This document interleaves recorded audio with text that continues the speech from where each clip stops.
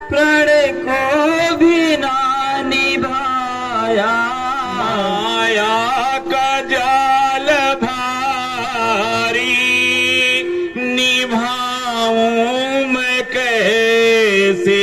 माया का जाल भारी निभाऊं मैं कैसे। गुरुदेव हैं पधारे स्वागत करूं मैं कैसे। गुरुदेव हैं पधारे स्वागत करूं मैं कैसे। कछु हाथ ना हमारे स्वागत करूं मैं कैसे। कछु हाथ ना हमारे स्वागत करूं मैं कैसे। ब्रह्मा और विष्णु जिनको है सर झुकाते।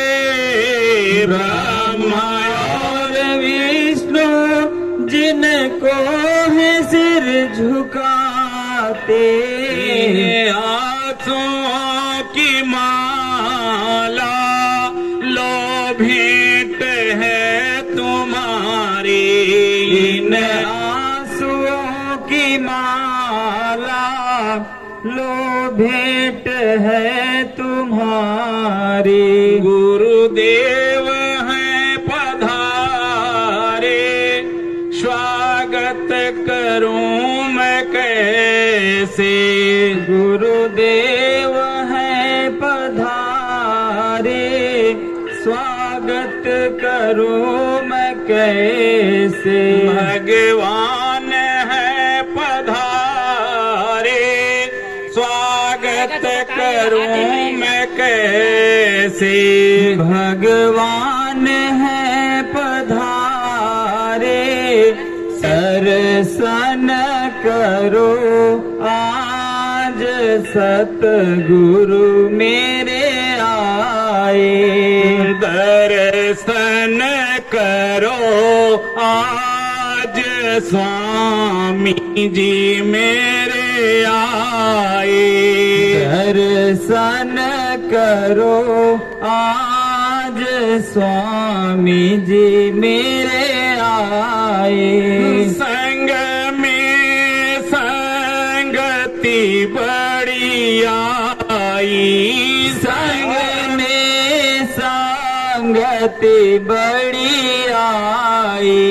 लिए हंस समाज आज सतगुरु मेरे आए। ये हंस समाज आज सतगुरु मेरे आए।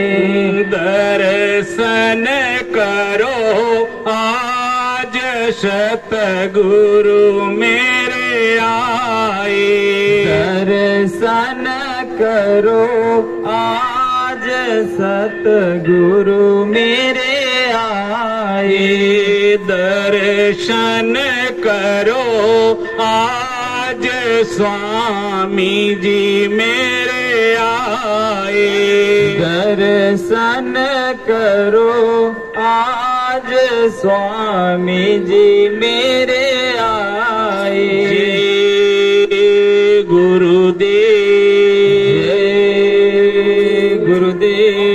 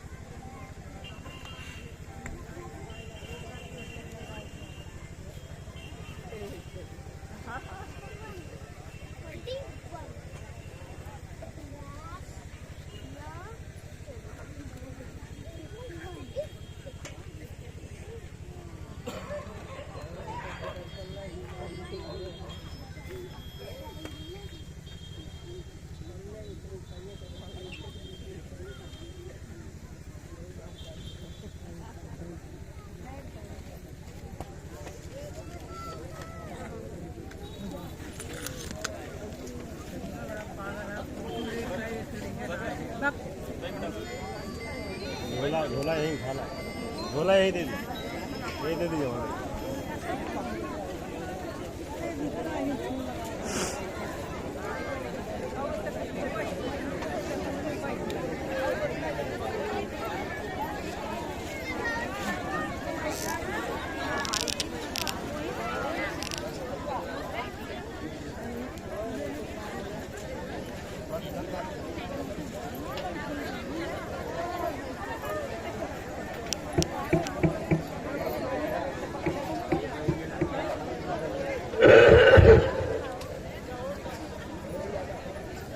प्रभु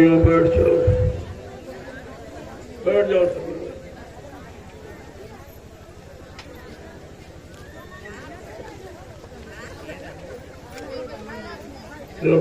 सत्संग बच्चों को बड़े आवाज सुनने ये बच्चे भी बहुत मुश्किल सुने, जो किताबों में बाजारों में नहीं मिलता। तो जो अपना निजी अनुभव उसके अनुसार जीवों को जानकारी जब ऐसे परमार्थी वचनों को सुनोगे तो तुम्हारे जीवन में व्यवहारिक परिवर्तन होगा। तुम खुद ही अपने आप को बदल लोगे। लेकिन जब तक बच्चों को नहीं सुनोगे इस तब्दीली बदलाव आप में नहीं हो सकता, क्योंकि आदत मुद्दतों से पड़ी है।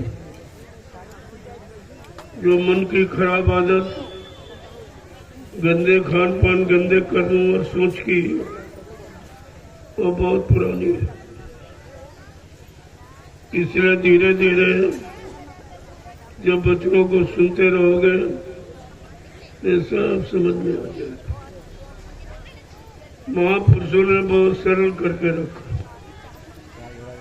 क्योंकि कलयुग का भी बड़ा कमजोर है, अल्पायु अल्पज्ञ है, भोगी विलासी है। ये परमार्थी वचन उसके बस के नहीं थे, लेकिन उन्होंने अपनी दया कृपा मेहरबानी करके ये वचन सुनाए कि एक बार जीवों को मौका दे दिया जाए। वैसे तो जीव सुधर नहीं सकता। जब सतयुग था द्वापर अच्छे युग थे तब नहीं समझ पाया, तब इस रास्ते की जानकारी नहीं किसी को। जानकारी देने वाले तो बहुत आए, ऋषि मुनि योगी महर्षि ब्रह्मचारी अवतारी शक्तियां ज्ञानी वैज्ञानिक सब, लेकिन आत्मज्ञानी कोई नहीं है जो आत्मा का ज्ञान कराता। और सृष्टि में खेल सब आत्मा का। जो शरीर आप चलता फिरता देख रहे हो ये परमात्मा की जीवात्मा के कारण है। जैसे शरीर से जीवात्मा निकली ये शरीर तुरंत कार्य करना बंद कर, जिसको आप मुर्दा और मिट्टी कहने लगते। अब तो लोगों को जानकारी ले ही लेनी चाहिए कि ये शरीर परमात्मा की आत्मा जो ऊर्जा शक्ति है उसके द्वारा चलता है। आज तक यही लोगों को नहीं बताया गया कि शरीर चलता है। तुम सोचते तो रोटी है, सब्जी है, ये वो। ये जड़ पदार्थ, जड़ शरीर तभी प्रयोग कर सकता है जब इस शरीर में चेतन जीवात्मा परमात्मा की रहेगी। और आत्मा अगर नहीं है तो तुम जड़ वस्तुओं का प्रयोग नहीं कर सकते। जो तुमने इकट्ठा की है, जो सामान आपने जोड़ा है, वो तुम्हारे काम आने वाला है। जब मनुष्य जीवात्मा शरीर को छोड़ देते तो देखो कोई इसको रखने को तैयार नहीं। घर के जात आदि कोई नहीं कहते, नहीं भाई इसको ले जाओ ले जाओ, अब ये घर में नहीं। घर के कहा सवारे काढ़ो न भूत हुए धरती। घर वाले कहते रे भाई जल्दी इस मुर्दे को ले जाओ, कहीं भूत प्रेत बन के हमारे घर में न रह जाए। ये कितनी नफरत हो जाती है एक सेकंड में। जिससे आप इतना लगाव रखते हो, इतना फसाव रखते हो, इतनी आसक्ति रखते हो, वही शरीर एक दिन नफरत का कारण बन जाता है। अगर इतनी बात समझ में आपके आ जाए कि एक दिन शरीर को कोई रखेगा नहीं और न कोई इससे प्रेम करेगा, न कोई रिश्ता जोड़ेगा, सबके मुंह से आवाज निकलेगी, अरे भाई जल्दी करो इसको ले। ये मुर्दा न घर में रहेगा, न गांव मोहल्ले में रहेगा, ये मुर्दा रहेगा शमशान भूमि में या कब्रिस्तान। न हिंदू रखता न मुसलमान, कोई कौम जाति का इस मुर्दे को कोई नहीं रखता। जब इतनी बड़ी जानकारी आपको दी गई कि मुर्दा सबसे खराब, जिसको न घर में रखा जाता है, न परिवार में, न गांव मोहल्ले में, कहते नदी किनारे शमशान भूमि में ले जाओ, जला के राख कर देना या गड्ढा खोद के काट दो, लेकिन रखता कौन। जब ये जानकारी आपको मिल गई कि परिवार का व्यक्ति मुर्दा हो जाता तो घर में नहीं रखा जाता, कहते भाई परिवार का व्यक्ति घर में नहीं, न गांव में रहेगा न मोहल्ले में, लेकिन जो बाजार से मुर्दा ले आते हो उसको आप रसोई घर में रखते हो। ये कौन सी तुम्हारी बुद्धिमानी, कौन सा ज्ञान है, कौन सी आपकी सोच और समझ है। एक तरफ मुर्दे की महिमा घरगृहस्थी परिवारों में सब देते आए और एक बार आप भूल जाते हो। यही कारण है कि मुर्दा जब शमशान भूमि में रहता है, शमशान भूमि में बहुत प्रेत रहते हैं। जब से आपने इस मुर्दा मांस को इस मनुष्य रूपी मंदिर में और जिस्मानी मस्जिद में आपने जगह दी, तब से बहुत प्रेत तुम्हारे घरों में आते, किसी की बच्ची पर, किसी के बच्चे पर, किसी की पत्नी पति पर, सबको तबाह कर। और अभी क्या, अगर संत महात्मा फकीरों के इशारों को न मानो तो सब भूत रहती रहेंगे, तुमको रहने ही नहीं। इतनी जगह आपको रहने की नहीं मिल पाए इन भूत प्रेतों। संत महापुरुष यही देख के आपको बताते हैं, अरे भाई ये गंदा खान पान मत करो, न तुम्हारे लिए रहने की जगह भूत प्रेत कहीं नहीं दे। उन्हीं का राज्य हो जाएगा भूतों का, फिर आप तबाह हो जाओ। जब अभी आप तबाह परेशान हो और इन भूतों की कोई दवा नहीं है, केवल संत महापुरुष फकीर अपनी दुआ से, अपने जगाए नाम की महिमा से इनको उतार देते हैं, बाकी कोई नहीं उतारता। कितना रुपया पैसा आप खर्च कर देते हो, लेकिन भूतों से निजात किसी को नहीं। और आज इनकी संख्या बढ़ती चली जा रही है, क्योंकि निर्मम हत्याएं बहुत तेजी से रफ्तार में, राजा प्रजा सब की हत्या करने में जुटा पड़ा। और जब हत्या की, उन्हीं मुर्दा शरीरों का मांस, खून और चमड़ा हटी, सब व्यापार करने में।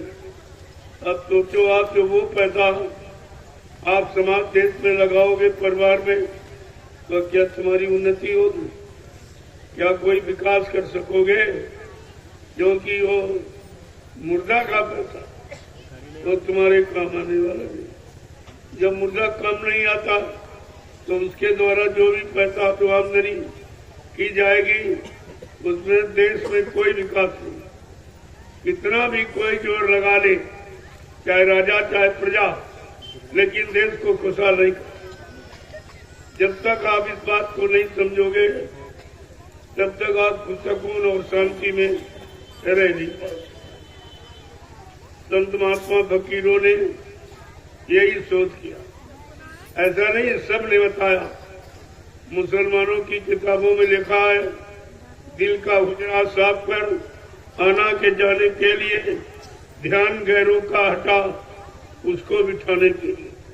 वो परवरदिगार आलम अल्लाह ताला खुदा रहमान को अगर जिस्मानी मस्जिद में बैठाना चाहता है तो क्या कहते हैं, इस मुद्दे से इस गंदगी से दूर हो जाओ।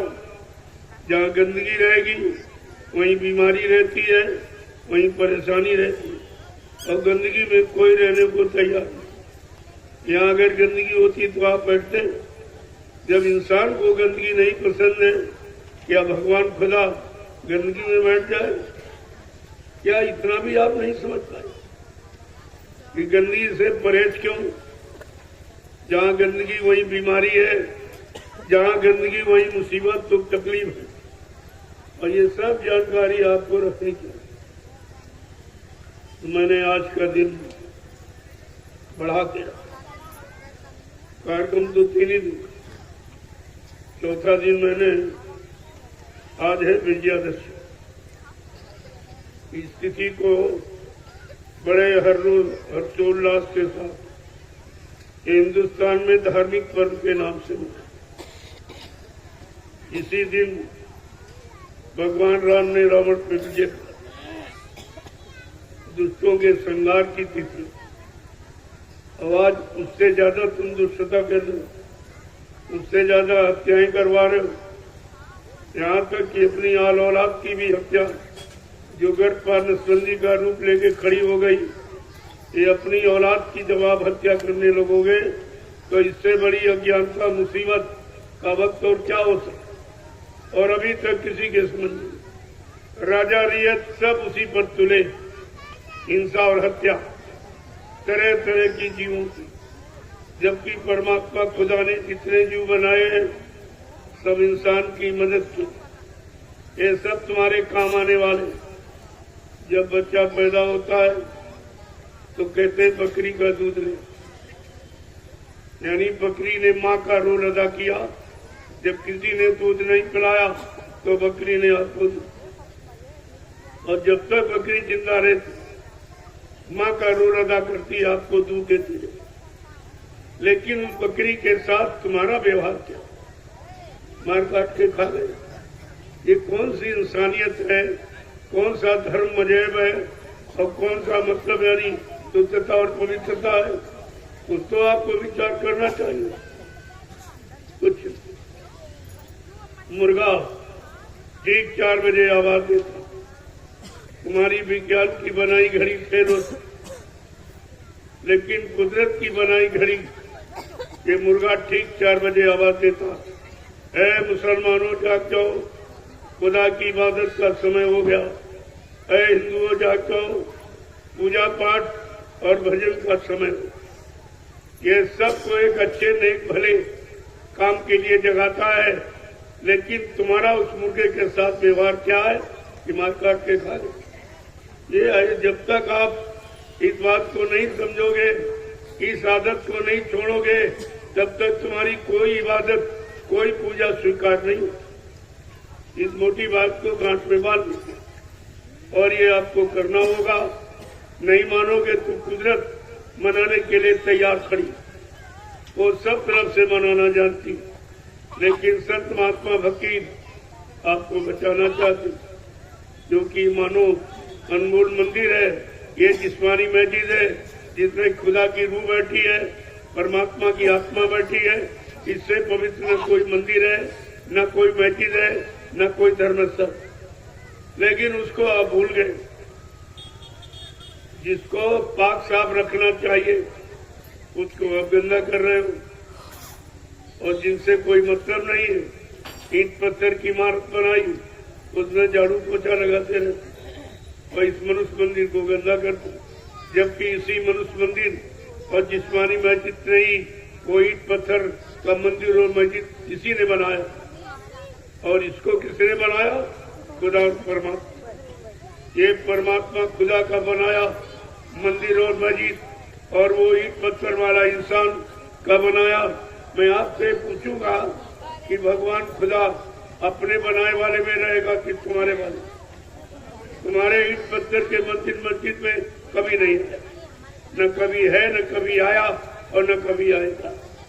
कितना भी समय तुम खराब कर दो, बर्बाद कर दो, लेकिन खुदा उसमें नहीं है, क्योंकि खुदा चेतन है और ये जड़ है।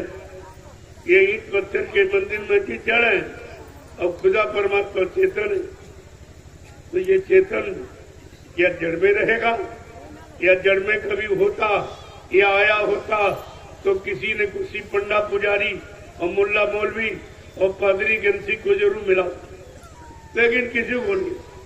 कोई बता दे, इतने लोग बैठे हो कि जहां जहां आपने आस्था लगाई है, विश्वास किया है, वहां तुमको खुदा मिला है। इस ईट पत्थर के मस्जिद या परमात्मा मिला है इस ईट पत्थर के मंदिर या गांठ मिला है इस मतलब यानी, तो कम से कम सोचना चाहिए।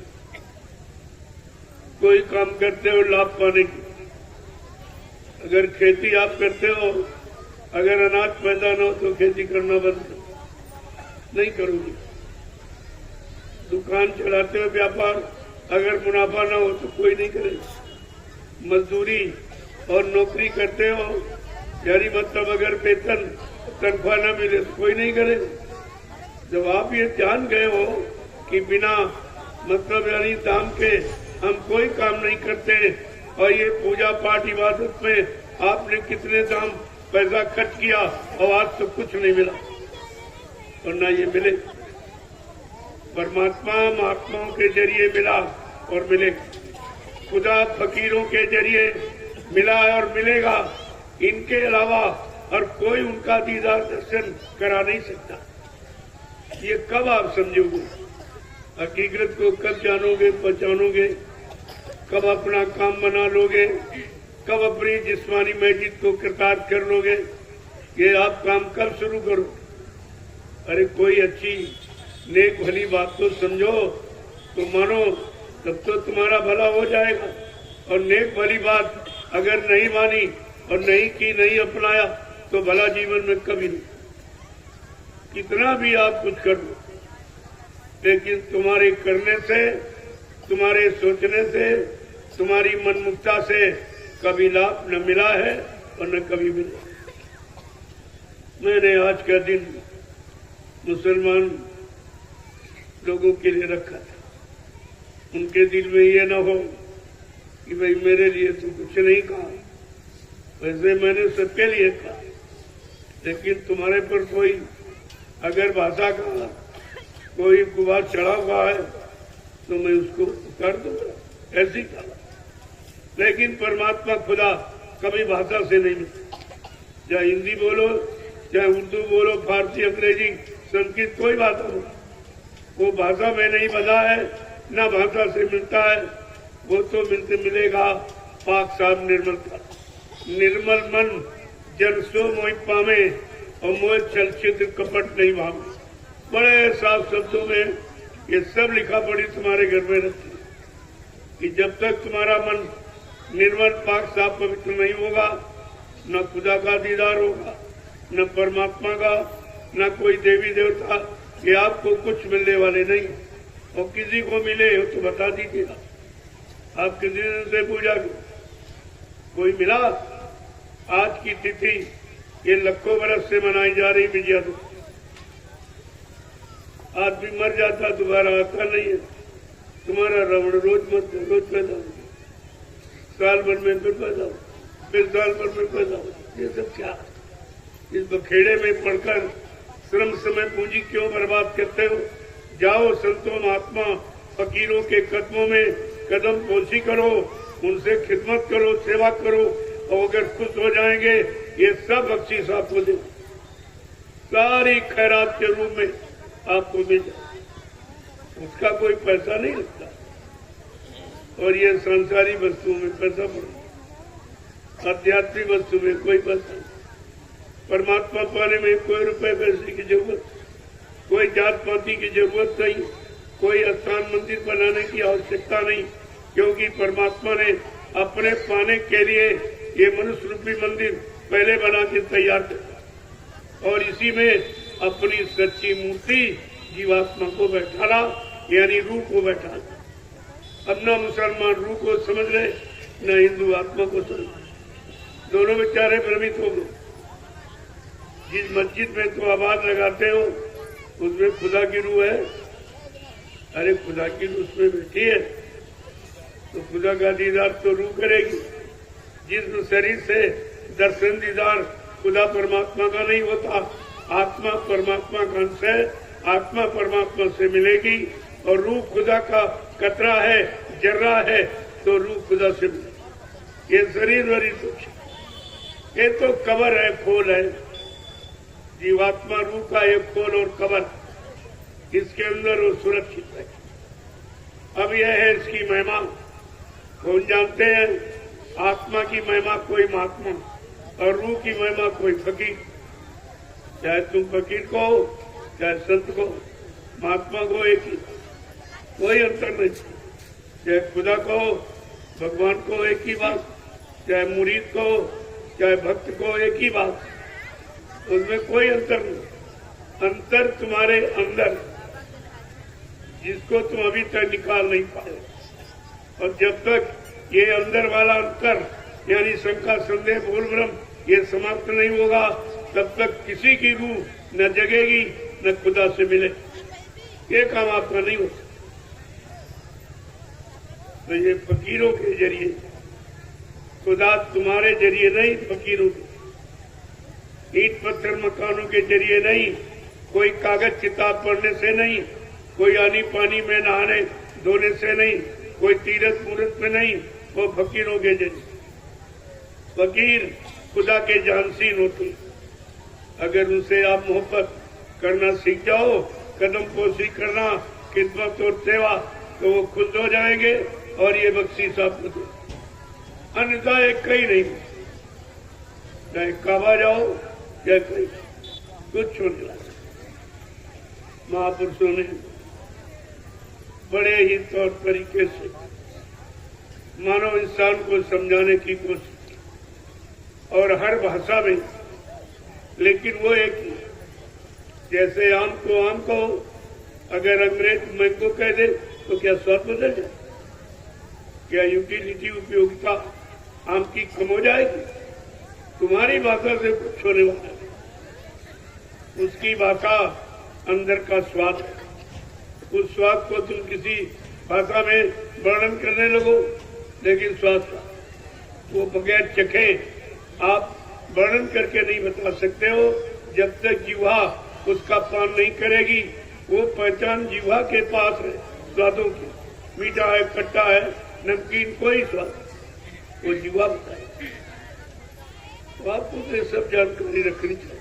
तो वो कितना सरल मनोविज्ञान है, उसको तो आप समझने की कोशिश नहीं करते। जो सरल है उसे समझने का प्रयास नहीं करते हो, जो कठिन उसके पीछे बढ़े, इसलिए वहां कुछ आपको मिला नहीं। मैंने बहुत लोगों से पूछा, पंडा पुजारियों से पूछा कि तुमको भगवान मिला, तुमको देवी देवता मिले जिनकी पूजा करते हो, जिन पर खर्चा करते हो। आज ये विजयादशमी का पर्व सारे हिंदुस्तान में मनाया जा रहा, लेकिन विजय किसी की नहीं। ये काल से सब हार गए, सब हार गए, किसी को विजय प्राप्त नहीं। तो आपको ये सोचना चाहिए कि आखिरकार ये पर्व, ये तिथि त्योहार, ये रस्म रिवाज, ये क्यों मनाए जा रहे? इनका हमारे जीवन से क्या संबंध है? हमारे जीवन को ये क्या देंगे और क्या इनसे मिलेगा? कम से कम आपको विचार करना चाहिए। लेकिन कोई विचारवान नहीं, न कोई विचारवान है, न कोई शीलवान है, न विवेकवान है, न चरित्रवान है। तो सब मतलब यानी गंदगी में जाके फंस गए। अब जो मिलना था वो भी तुम्हारे यानी हाथ से करोड़ों को दूर चला। कितना अल्लाह बचाओ, खुदा नहीं। अल्लाह में अल्लाह नहीं है, यही तुम्हारी भूल है। और 5-5 बार नमाज अदा करता मुसलमान, तो एक बार भी खुदा नहीं बोला। कभी आपने इस पर विचार किया है? अगर किसी व्यक्ति को 2-3 बार बुलाओ और ना बोले तो आपको शंका हो जाती है कि हमसे नाराज हो गया, बोलता क्यों नहीं? फिर आप उसकी नाराजगी का कारण ढूंढते। लेकिन 5-5 बार नमाज अदा करने के बाद भी यानी खुदा आज तक आपको नहीं मिला, तो फकीरों के पास जाके उनसे पूछे कि मैं 5-5 बार नमाज अदा करता, खुदा को बुलाता हूँ, लेकिन खुदा एक बार मिले, एक बार। एक बार भी नहीं पूछा। तो कहाँ आपने पूछा? तो धीरे धीरे धीरे हल्ला मचाने की आदत बना ली, उसी आदत को इबादत करने लगी। कम से कम कुछ तो समझो कि लाभ कैसे मिलेगा। लाभ पाने के लिए सुबह शाम तक कितनी दौड़ भाग करते हो, कोई खेती में, दुकान में, दफ्तर में, बिजनेस में, व्यापार में, मजदूरी में, एक केवल लाभ पाने के। और ये जो पूजा और पाठ और इबादत जो कर रहे हो, इसमें कोई लाभ मिला आपको? तो कम से कम आपको इसकी जानकारी करनी चाहिए थी कि मैंने बहुत श्रम, समय और पूंजी खर्च किया, लेकिन मिला कुछ कोई नहीं। जग अंधा पुण्य अंधा, काटे मच गई अंधाधुंध। यहाँ तो अंधाधुंध मची है, पत्थर के नाम पर, कागज के नाम पर, पानी के नाम पर, तीर्थ के नाम पर, मूर्त के नाम पर, सब झगड़ा मचा। अब कुछ होने वाला नहीं। रोज रावण को बनाते हो, लाखों करोड़ों रुपए खर्च किया और एक माचिस की तीली लगाए। ये कौन सी बुद्धिमानी? अरे तुम रावण को नहीं जलाते हो, अपनी संपत्ति में आग लगा। यही आज तक नहीं समझ पाए हो कि हम ये कर क्या रहे। क्या इससे रावण मर गया? अरे वो एक रावण, यानी मतलब त्रेता में था, अब तो घर का रावण। तुम्हारे कागज का रावण जलाने से एक भी रावण नहीं, और घर घर तैयार हो, हर घर में बता। ये सब जो कर रहे हो, क्या करनी पर कभी विचार करते हो कि हमारी करनी कौन सा लाभ पाने वाली? कुछ नहीं मिला। और ऐसे कितने तुम्हारे पूर्वज मर के चले गए लाभ, और तुम भी मर के चले जाओ, तुम्हें भी लाभ नहीं मिले, क्योंकि जानकारी करने की कोशिश कोई करता नहीं। जो जानकार है, संत महात्मा फकीर, उनसे आप मिलोगे नहीं, उनके पास जाओगे नहीं। जब उनके पास नहीं जाओगे तो वो दिव्य ज्ञान तुम्हें कहां से सच्चा ज्ञान मिले? तो इसलिए मैंने आज के दिन मुसलमान भाइयों के लिए रखा, ताकि इनके अंदर कोई भेदभाव मतभेद ना आवे कि भाई हमारे लिए कुछ नहीं कहा। मैं तो संपूर्ण मानव जाति के लिए कह रहा हूं। हमारी आपकी एक ही जाति है, मानव जाति। हमारा सबका एक ही मजहब धर्म है, मानव धर्म। इन मानव जातियों में एक ही जीवात्मा रूह है। इन जीवात्माओं रूहों का मालिक एक ही खुदा भगवान, दूसरा नहीं। तो क्या नहीं बताया? अरे सब तो बताया जा, लेकिन तुम्हारा सुनने के लिए तुम्हारे पास कान नहीं है, देखने दीदार दर्शन के लिए आंख नहीं है, मतलब यानी तो जो वो चीज ही नहीं, तो आप सुनो समझोगे। इन आंखों से तो संसार देखा जाए, भगवान खुदा इन आंखों से नहीं। उसको खुदा भगवान के दर्शन दीदार के लिए खुदा ने अपनी रूह में एक आंख रखा, जिसे दिव्यांग, ज्ञान चक्षु, शिव नेत्र और थर्ड आई कहते, और वो सबके पास। ऐसा नहीं, खुदा ने कोई मतभेद नहीं किया, परमात्मा ने कोई मतभेद नहीं किया। सबकी जीवात्मा के अंदर एक आंख और एक कान और एक नाक मौजूद। वो आंख उधर देखती, वो कान उधर की आवाज सुनता। इसी आवाज को हिंदू महात्माओं ने कहा ब्रह्मवाणी, आकाशवाणी, अनैतवाणी, ईश्वरवाणी। मुसलमान फकीरों ने कहा कलमा और आया। एक ही चीज, केवल भाषा का झगड़ा तुमने यहाँ खत्म खड़ा कर दिया, और उसी झगड़े में तुम पिस रहे हो, एक दूसरे से नफरत। जबकि मजहब टूटे हुए दिलों को जोड़ता है।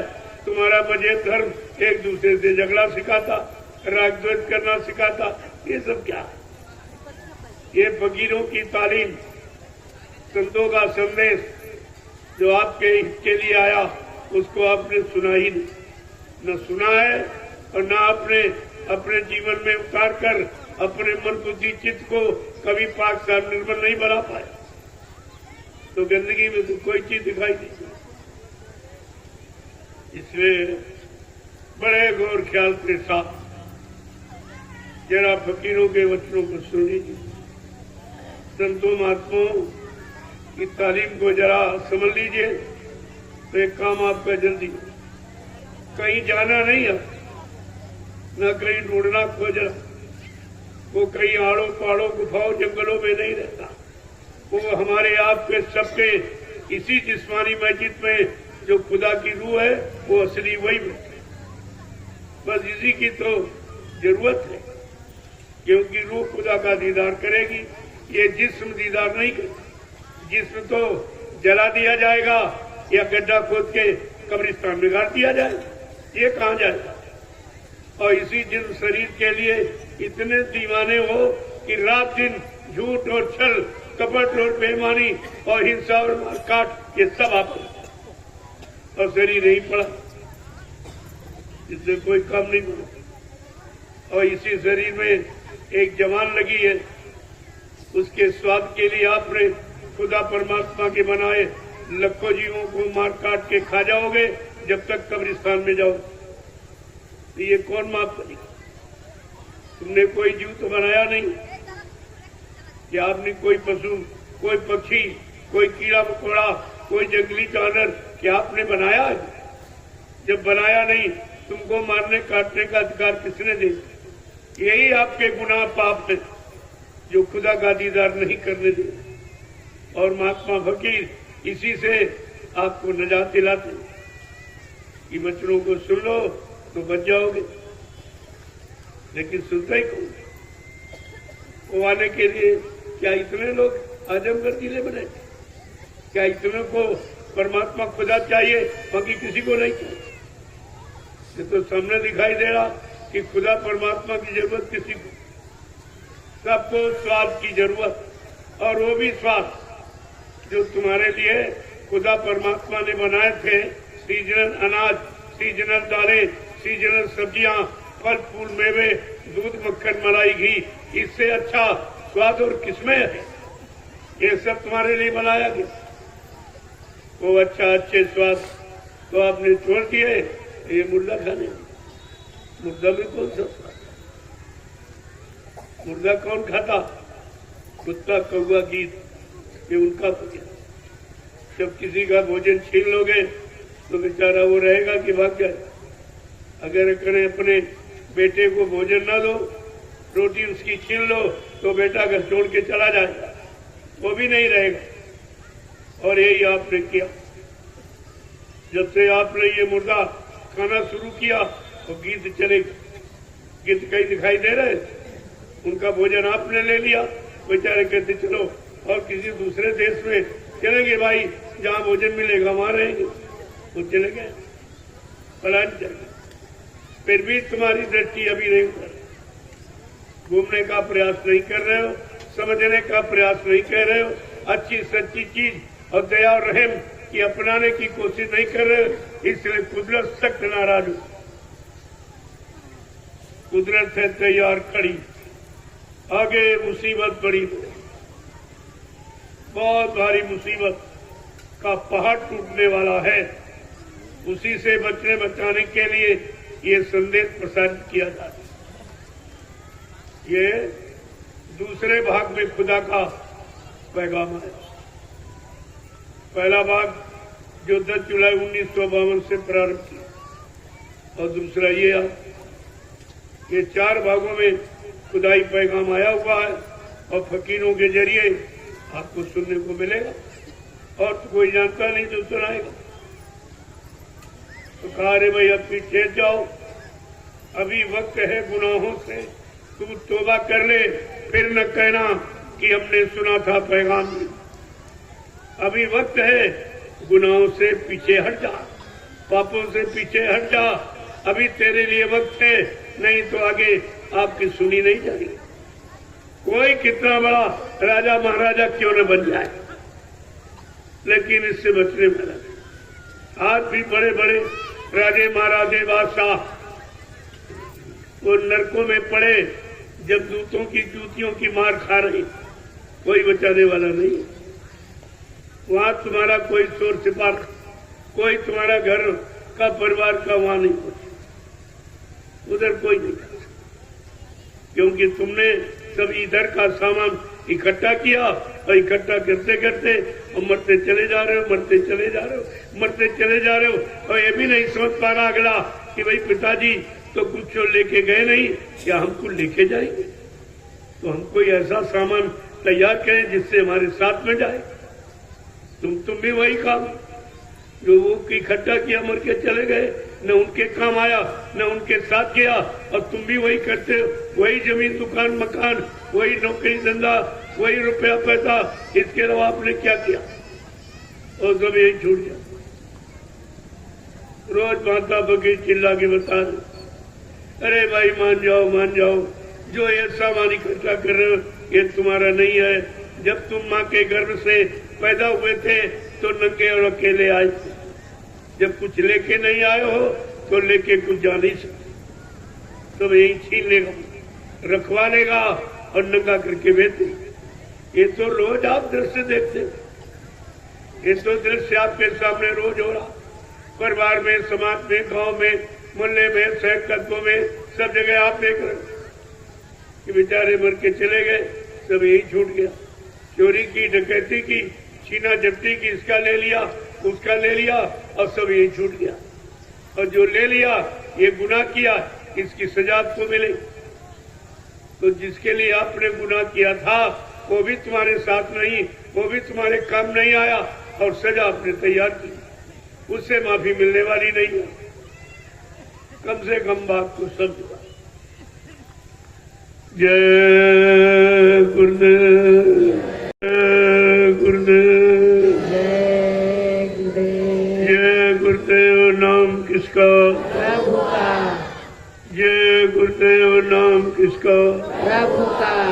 प्रभु का प्यारा नाम। जय गुरुदेव। फकीरों ने मुसलमानों के लिए हिदायतनामा, हुक्मनामा जारी किया।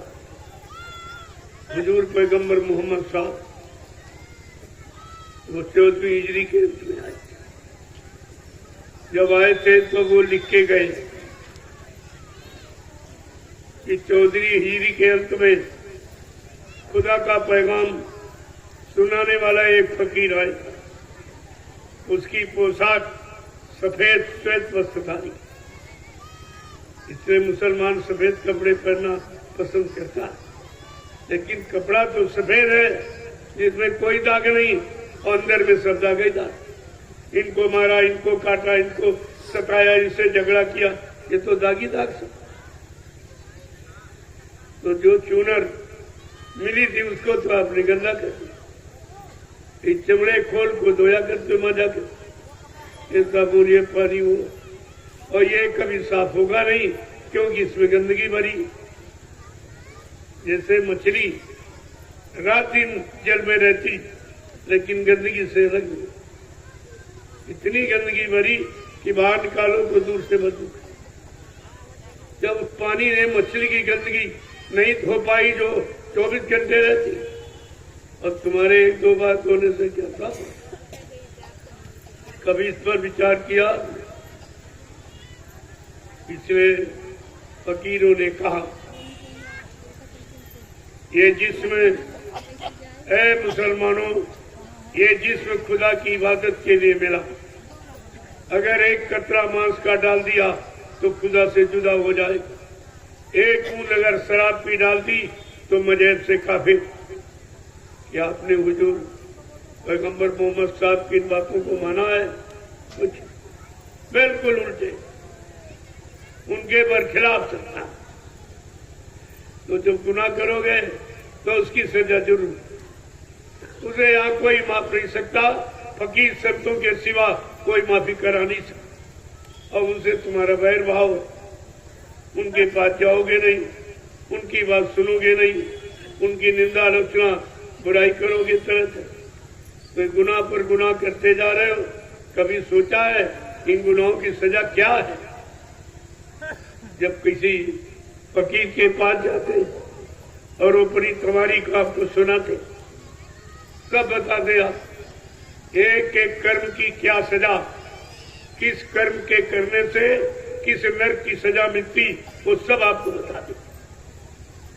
उनकी तो रूह रोज जाती आती, सारे मंडलों में जाती और घूम के आ जाती। अगर सारे मंडलों में गए न होते तो आपको हर मंडल का हाल कैसे बता दे। ये उनकी दिव्य आंख का देखा हुआ है। अपनी रूह की दिव्य आंख, तीसरी आंख से देखकर जो उन्होंने देखा उसी का यहाँ पर वर्णन किया। और आपकी आंख खुली नहीं तो आपकी समझ में नहीं आता। तो कहते रे भाई, मैंने तो तुम्हारी आंख खुलने का भी तरीका बता दिया। बाकी जैसे शरीर में 2 आंख, 2 कान, 2 नाक के सुराख, अगर ये सब बंद हो जाए वो दिखाई सुनाई देगा, तो दिखाई सुनाई देगा। ऐसे जब से जीवात्मा रूह इस मृत्यु मंडल पर आई इन जिस्म शरीरों में, तब से उसका देखना सुनना ये सब बंद हो। अब जब दिखाई सुनाई दे तो बेचारी क्या जाने। फकीर महात्मा इशारा करते लेकिन उसकी आंखें खुली नहीं बनते। तब उन्होंने जुक्ति दी, कहा ये नाम से जुक्ति, नाम के बगैर काम नहीं होता। उन्होंने नाम बताया कि इस नाम का सुमरन करो, जाप करो, याद करो, मतलब यानी उसके अनुसार अपने जीवन को चलाओ तो ये सब काम तुम्हारा शुरू हो। तो कहा भाई ये आंख कौन खोलेगा? ये आंख का नाक खराब हो जाते तो डॉक्टर भाई हकीम की तलाश करते। अरे भाई कोई जानकार मिल जाए, हमारी आंख, हमारा कान, नाक खराब हो गई, जरा ठीक कर दीजिए। अगर जानकार सच्चा मिल जाएगा तो ठीक कर दे। लेकिन वो भी ठीक करने का दावा जब करेगा जब तुम उसके अनुसार चलो, परहेज करो। बिना परहेज के डॉक्टर भी यानी मत रोग को खत्म करने की गारंटी नहीं लेता। परहेज तो आपको करना पड़ेगा। वही आज परहेज तुम्हारे सामने आया, शाकाहार ये परहेज है। अगर आप परहेज कर लें तो आप पर कोई बीमारी आएगी ही नहीं।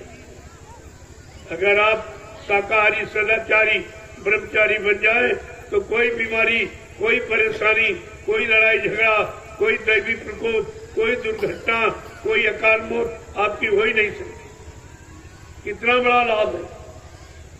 लेकिन दुनिया ऐसी बाबरी, कोई ग्राहक न बचे, कोई लेने वाला नहीं। किसको दे, किसको दे? तो ये आपको सोचना। इसी तरह आपके रूह और जीवात्मा की वो आंख कान बंद न, तो उसको कौन, उसका डॉक्टर वैद्य कौन है? कभी खोज की तलाश की आपने कि हमारी आत्मा रूप की दिव्य आंख, दिव्य कान, नाक बंद हो गए, अरे भाई इसको कोई, इसका कोई जानकार है, कोई इल्म ज्ञान रखने वाला कोई है, हमारी आंख कान खोल सकता? तो गोस्वामी जी महाराज समय के फकीर, उन्होंने रामचरितमानस के उत्तरकांड में लिखकर सबको चेतावनी दी, सबको बताया ये दिव्यांग आत्मा रूह की कौन खोलेगा? कि सतगुरु पे दे बचन विश्वाता और संयम ये ना विषय की आशा। का सतगुरु की है, चाहे सतगुरु को और चाहे उन्हें मंत्र नहीं। भाई संत को, फकीर को, गुरु को, मुर्शिद को एक ही बात है। और सतगुरु का हो चाहे रहनुमा को एक ही बात, अंतर नहीं कोई। केवल बाधा के झगड़े में आप पड़ गए तो लाभ से वंचित रह गया। काश सतगुरु रूपी वैद्य मिल जाए और उनके वचनों पर विश्वास कर लो जो बताएं तो ये काम तुम्हारा वो सहज में करे। उसके बदले आपसे कुछ नहीं। एक तो डॉक्टर वैद्य हकीम जो शरीर की आंख कान नाक ठीक करेगा, पैसा नहीं। लेकिन जीवात्मा की दिव्य आंख कान नाक वो फकीर महात्मा ठीक करते हैं, सदगुरु वो एक पैसा भी बदले में कोई सामान नहीं। वो लेने के लिए नहीं आए, वो देने के लिए। ये लेने वाले वो देने वाले, लेने वालों के पास भागदौड़ लगाते हो, जो कुछ नहीं लेता उसके पास जाते हैं। जब आज कोई सुनने नहीं आया, कल मैंने कह दिया मुसलमानों के लिए मैंने स्पेशल आज का दिन रखा ताकि आगे आने वाले भविष्य में जब तबाही मचेगी तो वो ये न कह पाए पहले की तरह कि हाय हुसैन हम न हो। हम आपको ये कहने नहीं देंगे। आप मौजूद हो, मैं तुम्हारी मौजूदगी में तुम्हारे हित का, तुम्हारे लाभ का, तुम्हारे कल्याण का पूरा संदेश दे रहा हूं और बदले में आपसे कुछ नहीं लेना। ये भी देखिए आप। तो कहा ये दुख कौन दूर करेगा? गोस्वामी महाराज ने वो भी कहा कि करण धार सतगुरु दृढ़ नावा और दुर्लभ का जय सुलभ करी पावा। जिन्होंने अपने मानव जीवन का मार्गदर्शक, पथ प्रदर्शक डायरेक्टर सदगुरु, उनका एक काम सब सहज, उसमें आपको करना कुछ नहीं है, केवल शरण में चले जाओ। शरण में चले जाओ और वो सब तुम्हारा काम, सब माफी कर देंगे और तुम्हारा ये जीवात्मा रूहों को दोजख नरकों में जाने से बचा भी लेगी। वो तो सब काम करने के लिए आई, लेकिन कोई कराने वाला, कोई मुरीद, कोई फॉलोवर, कोई शिष्य, कोई भक्त तो चाहिए। फकीरों ने समझा के क्या कहा, ऐ मुसल्लम ईमान रहमान वालों, क्या कहा कि है खुदा खुद में खुदी और खुद खुदा से दूर है और जिसमें जितने देखता सब में खुदा का नूर है कोई ऐसा शरीर जिसमें खुदा की रूह नहीं बैठी? तो तुम शरीर को नहीं काटते हो, खुदा की रूह के रहने के मकान को बर्बाद करते हो, तो क्या खुदा खुश होगा? खुदा ने अपनी रूह के रहने के लिए, परमात्मा अपनी जीवात्मा के रहने के लिए ये मनुष्य मंदिर और जिस्मानी मस्जिद बना के तैयार, और तुम उन्हीं को काटने लगे, करने लगे, मारने लगे, सताने लगे। जब किसी की बनाई व्यवस्था अगर आप बिगाड़ोगे तो वो खुश होगा कि नाराज? तुम्हारी नाराजगी का कारण ये है कि खुदा के बनाए लाखों जीवों को मार काट के खा जाओगे जब तक कब्रिस्तान में जाओगे, फिर आपको कैसे मारेंगे? ये कौन माफ करेगा? कोई कुरान, कोई बाइबिल? कुरान कुर्बान करना सिखाती, वो कुर्बानी है अपने गंदे कर्मों की, गंदे खान पान की, गंदे भाव विचारों की कुर्बानी करते।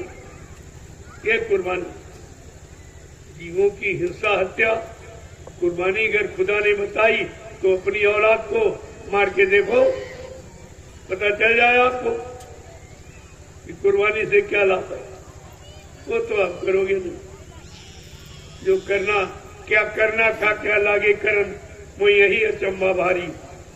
फकीरों को आश्चर्य होता है कि किस काम के लिए ये जिस्मानी मस्जिद थी और रूह को जिस्मानी मस्जिद में स्थान दिया, बैठाला किया, और तुमने क्या किया? मेरी रूहों के रहने वाले मकानों को काटना, मारना, ये सब यानी शुरू कर दिया और उन्हीं का गंदा और मतलब यानी मुर्दा मांस खाना शुरू कर दिया। जहाँ रूह बैठी है वहाँ गंदा मांस डालोगे, ये रूह खुश होगी कि नाराज होगी? और वो सब बताएगी, वो सब बताएगी जब तुम्हारी रूह उधर जाएगी, उधर जहाँ पर धर्मराज है, वो सब खुदा वही बैठा होगा और वो रूह से पूछेगा, अरे भाई रूहो, मैंने तुम्हारे वास्ते पीर पैगम्बर औलिया, मुर्शिद, काबिल, फकीर, साधु संत महात्माओं को भेजा, तुमने उनकी एक भी बात नहीं मानी। मेरे भेजे हुए तुमने उनकी बात नहीं मानी, उनकी बात नहीं सुनी, उनकी बात नहीं अपनाई, अब तुम्हारी यहाँ कोई बात नहीं सुनी। और तुरंत वो फरिश्तों को हुक्म दे देगा, इस रूह को ले जाओ इस नरक में इतने साल जलाना और सड़ाना और मारना काटना क्यों किसने वो यहाँ किया है और रोका नहीं। यही सजा। उस समय मोहम्मद साहब भी तुम्हारी तरफ से कोई मदद नहीं, क्योंकि वो भी तो तुम्हारे लिए आए। तुमने उनकी भी बात नहीं मानी, अपनी मनमानी में आपने किसी की बात सुनी ही, तो तुम्हारी कौन सुनेगा? जब तुम नहीं किसी को सुनोगे तो तुम्हारी कौन सुनेगी?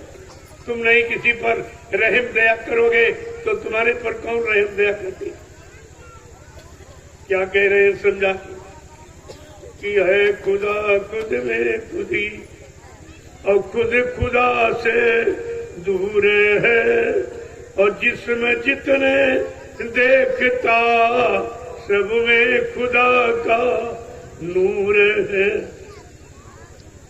कौन सी ऐसी जिसमें वो शरीर है जिसमें खुदा की रूह? आप परमात्मा की आत्मा नहीं बैठी, उसी के द्वारा चल रहा शरीर, रूह के कारण, जीवात्मा के कारण। ये जिस्म शरीर आपका चलता फिरता बोलता नजर आ रहा, और जिस दिन खुदा अपनी रूह को इस जिस्मानी मैजिक से निकाल देगा, ये जिस्म मुर्दा हो गया, फिर ये खड़ा नहीं होगा, ना आपके काम आएगा। आगे क्या करें? रहम और ईमान मिलकर ये मुसलमान जाति बनी, गर रहम दिल से हो गया तू बन गया बेपीर है। इसलिए एक पीर बना जो सबकी पीड़ा, सबकी पीर और कष्ट, दुख तकलीफ को हरने के लिए आते, उनको पीर कहते। और तुमने क्या किया? मेरी जीवों के दुख पीर को हरा नहीं, बल्कि काट पीट करके और पैदा कर। कहते मुसलमान ईमान रहमान, उसको कहते मुसलमान। मुसलमान कोई जाति कौम कौमियत नहीं है। मुसलमान का मतलब जिसमें मुसल्लम ईमान रहमान, जिसमें पक्का रहम और ईमान, वो है मुसलमान। ये कोई जाति नहीं। और तुमने उस जात पात बना डाली और झगड़ा कर दिया। रहम और ईमान खत्म। कितने खुदा के बनाए जीवों को मारा काटा सताया, तो रहम तो आपको चला गया, दया आपकी खत्म हो गई, और ईमान खराब हो गया जब उनका गंदा मांस खाने लगे, उससे ईमान चला गया। जब रहम ईमान सब कुछ चला गया तो मुसलमान ही कौन है मुसलमान? किस मुंह से तुम अपने आप को मुसल्लम ईमान रहमान मुसलमान कहते हो? तुम्हें पता ही नहीं। अरे जब तक फकीरों के पास नहीं जाओगे तब तक ये जानकारी तुम्हें कौन देगा? सब मनमानी कर। आगे क्या कह रहे हैं? हर जिस्म चर्रे में खुदा ने रूह को दाखिल किया। हर जिस्म, कोई शरीर ऐसा नहीं जिसमें खुदा ने अपनी रूह को न बैठाना। परमात्मा ने अपनी जीवात्मा को न जगह दी। कितना साफ साफ बताया, लेकिन आपकी समझ में आ रही। हर जिस्म चर्रे में खुदा ने रूह को दाखिल किया। जिस जिस्म को तू काटता उसमें खुदा भरपूर है। यानी रूह बैठी, खुदा की रूह के रहने का मकान ये शरीर जिस्म, उन्हीं को काटने चाहते। जरा सा भी रहे और दया आप पर है नहीं, ईमान धर्म तब तुमने खो दिया। अब सजा के सिवा और तुम्हारे हाथ कुछ नहीं। इन गुनाहों की सजा कोई माफ नहीं। आगे क्या कह रहे हैं? और झूठी आवाज लगाता, क्या कहता? बिस्मिल्लाह रहमान के गुहरावता। बिस्मिल्लाह निर्रहमान के गुहरावता। बन गया तो खुद वो कातिल, समझे खुदा को दूर है। तो कातिल बन गया। और खुदा के रूह के रहने के शरीरों को काटते मारे जाते। भाई तुम्हारे बच्चों को कोई मारेगा, सताया आपको कैसा लगे? ये खुदा की बच्चे, ये खुदा की जीव, ये खुदा का परिवार है। ये पशु और पक्षी, कीड़े और मकोड़े, आदमी, इंसान, ये सब खुदा, यही खुदा का परिवार है। किसी के परिवार को सताओगे, अपमानित करोगे, मारो काटोगे, तो बताओ परिवार का मालिक वो खुश होगा कि ना? इतनी बात आप नहीं सुने तो गुनाहों में फंस गए। आगे क्या कह रहे? करता गुने गुनहगार बनकर अंत तो जग जाएगा। वकील क्या कह रहे?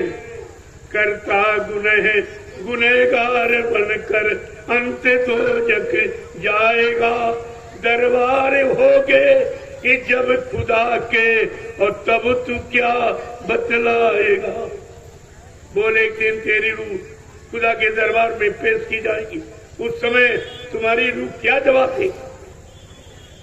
वहां तो तुम्हारी वही खोली जाएगी कि फला तारीख को तुमने ये शरीर काटा, ये काटा, इसका मांस ये काट के खा गए, इनको सताया, इनको परेशान किया।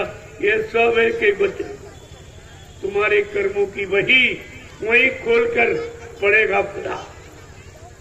और रूह साक्षात, रूह तो सामने खड़ी है, वो तो झूठ बोलेगी नहीं। वो कहेगी हाँ, जिस जिस्म में मैं रहती थी, हमारे जिस्म यानी मकान में इसने तमाम पशु पक्षियों का मुर्दा मांस, गंदा मांस मार डाला जहाँ मैं बैठी थी। आपके सामने कोई डाले, आप पूछो मुर्दा कोई घर में रखता है? अरे चाहे हिंदू हो चाहे मुसलमान, मुर्दा कोई घर में नहीं। जब घर वाला मुर्दा घर में नहीं रखता, कहता घर वाला मुर्दा घर में नहीं रहेगा, मकान में नहीं रहेगा, गांव मोहल्ले में नहीं रहेगा, कहाँ रहेगा? शमशान भूमि में या कब्रिस्तान में। जब घर का मुर्दा घर में नहीं, और बाजार का मुर्दा रसोई घर में रखोगे जहाँ भगवान का भोग लगाते हो, कैसी तुम्हारी बुद्धि हो? ये है विनाश काले विपरीत बुद्धि। जब जिनका विनाश होने को होता है तो बुद्धि विपरीत दिशा में काम करती। जब जैसी हो तबता, तब तैसी मति होए, और काल रेख की लेख को मेट सके नहीं कोई। कौन क्या कह रहे? वकील कितना समझा के क्या? बहुत सरल भाषा में, करता गुनहगार बनकर अंत तो जग जाएगा। दरबार होगे और जब खुदा के, और तब तू क्या बतलाएगा? फिर सजा फरमाने को भी खुदा मजबूर है। खुदा भी मजबूर हो जाएगा। खुदा कहेगा मैंने तेरे वास्ते पीर पैगंबर औलिया मुर्शिद कामिल फकीर साधु संत महात्माओं को भेजा। जाओ इनको अच्छा ज्ञान देना, सच्चा ज्ञान देना, अच्छा सच्चे मानवीय भोजन की बात इनको बताना और समझाना, और गंदगी से और पाप कर्मों से मतलब दूर रखना। लेकिन तुम क्या कहते? फिर खुदा भी बेचारा मजबूर, क्या करे? तुमने मेरे भेजे हुए पीर पैगंबरों की बात ही नहीं मानी, संतों महात्माओं की बात नहीं मानी, अब तुमको तो सजा दी। मैं भी कुछ नहीं करता। खुदा कहेगा मैं भी कुछ नहीं करता। आगे क्या कहते? इसलिए अंतिम चेतावनी क्या दे रहे फकीर महात्मा? क्या कह रहे? शुक्र कर ले उस खुदा का, और जिसमें जिसने ये दिया का उसका शुक्र गुजार कर। जिस परवरदिगार आलम अल्लाह ताला खुदा रहमान ने तुमको ये जिस्मानी मैजी दे दी, और इसी में अपनी रूह को बैठा दी। इसे पाक साफ रख। क्या कहें? शुक्र कर ले उस खुदा का, और जिसमें जिसने ये दिया, अब पाक रख इस जिस्म को सबने इसे सिजदा किया। ये पाक साहब जिनके शरीर जिसमें उनको सब लोग प्रणाम करते, सलाम करते। उर्दू में सलाम, हिंदी में प्रणाम है की बात, सब प्रणाम। तभी मुसलमान कहता मालिक को सलाम, मालिक को सलाम। लेकिन मालिक के बनाए जीवों को तुमने सलामत रखा, मार काट करके नष्ट कर दिया, मतलब यानी उनका मुर्दा मांस खा के जिस्मानी मस्जिद को गंदा कर दिया। तो क्या समझा रहे कि शुक्र कर ले उस खुदा का, और जिसने ये दिया अब पाक रख इस जिस्म को, सबने इसे सिजदा किया। स्वाद के फिरके में फंसकर, बस यहां तू गिर गया। जवान के क्षणिक स्वाद, कितने गुना तूने कर डाली। अगर तुम्हारी कोई उंगली काटे दर्द होगा कि नहीं? और मुर्गे का गर्दन काट दिया, बकरे को दर्द नहीं, उसमें दर्द नहीं होगा। तुम्हारे में भी रूह खुदा की, और बकरे मुर्गे में भी रूह खुदा की। अपनी उंगली कट के रोते चिल्लाते, और किसी का गर्दन काट दिया, किसी की टांग काट दी, अब मतलब यानी उसमें कोई नहीं सोचा बेचारा ये दर्द है कि नहीं होगा। वो तो अनबोला जीव है बेचारा, कह नहीं सकता, बता नहीं सकता। लेकिन प्रणाम तो एक ही, चाहे मनुष्य शरीर हो चाहे पशु पक्षी का हो, सब में रूह बैठी है, सभी जीवात्मा है, तो प्रणाम तो एक ही है। शुक्र कर ले उस खुदा का, और जिसने ये दिया पाक रखे जिस्म को, सबने इसे सिजदा किया। स्वाद के फिरके में फंसकर क्यों बना मगरूर है, स्वाद के फिरके में फंसकर क्यों बना मगरूर है खुदा खुद में खुदी, और खुद खुदा से दूर है, और जिसमें जितने काटता उसमें खुदा भरपूर है। जय गुरुदेव, जय गुरुदेव।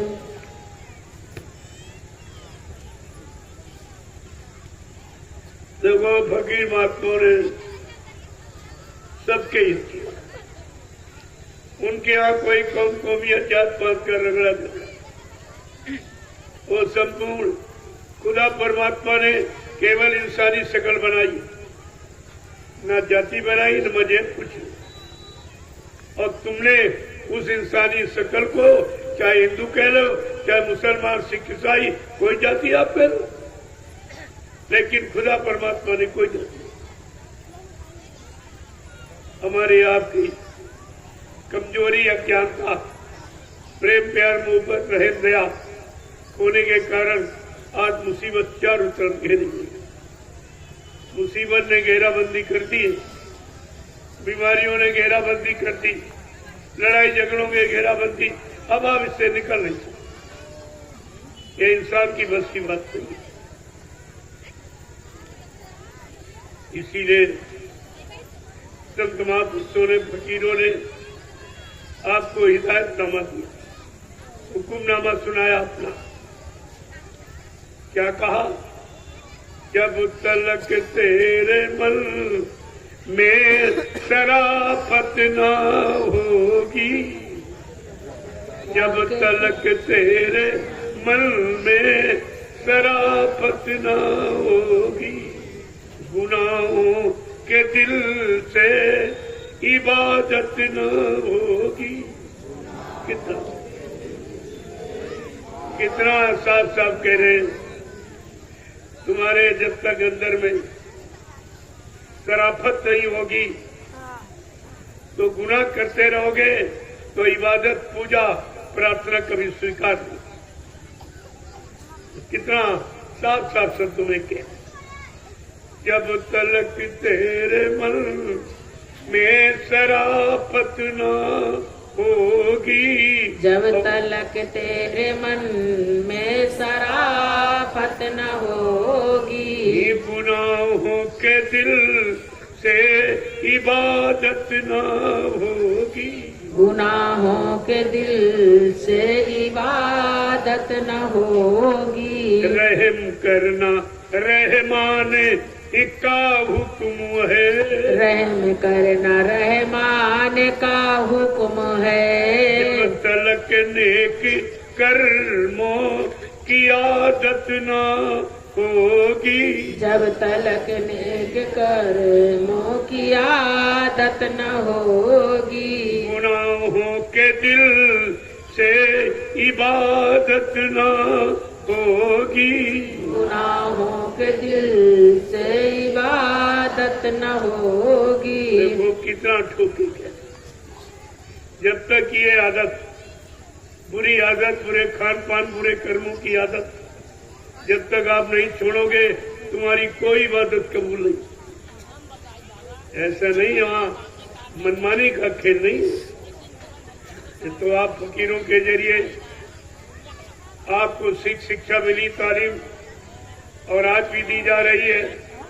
अगर नहीं अपनाओगे तो दोजख नरकों से अपनी रूह को आप बचा नहीं सकते। इतनी बड़ी चीज आके खड़ी, और इसीलिए फकीरों का आना इस भारत भूमि पर हुआ, किसी भूमि से, लेकिन किसी ने पहचान नहीं। पैगंबर मोहम्मद साहब को किसी ने नहीं। और जब यहाँ से बता के समय आ गया चलने का और जाने लगे, तो उन्होंने कहा 14वीं हिजरी के अंत में खुदा का पैगाम लेकर एक फकीर जमीन पर उतरेगा, जिसका लिहाफ यानी वेशभूषा सफेद। ये श्वेत वस्त्रधारी फकीर हिंदू कौम का जन्मा खुदा का खुदाई पैगाम संपूर्ण इंसानी जात को सुनाएगा। उसके यहाँ कोई भेदभाव, कोई जाति का, कोई मजहब का कोई फर्का नहीं।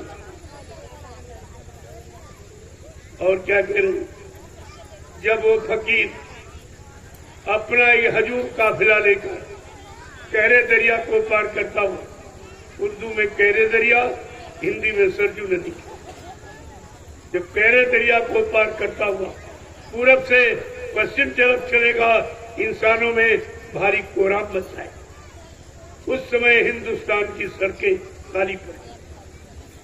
आज के 1400 वर्ष पहले कोई डामर तार को नहीं जानता, लेकिन फकीरों की रूह की दिव्य आंख खुली है हुजूर पैगंबर मोहम्मद साहब की, और वो बता रहे हैं कि जब वो श्वेत वस्त्रधारी फकीर खुदा का खुदाई पैगाम लेकर संपूर्ण इंसानी जात के सुधार की बात करेगा, उस समय हिंदुस्तान की सड़कें खाली पड़ी।